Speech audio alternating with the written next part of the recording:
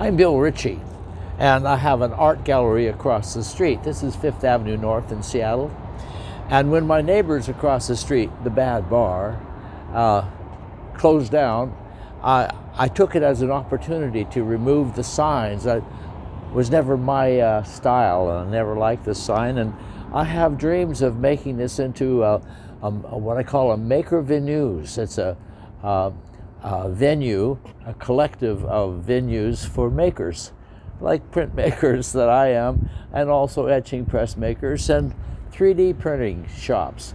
It's a big space, 7,000 square feet, and it's going to be quite a challenge to make an agreement with the owner to take the risk of opening a totally new style of business here on Queen Anne.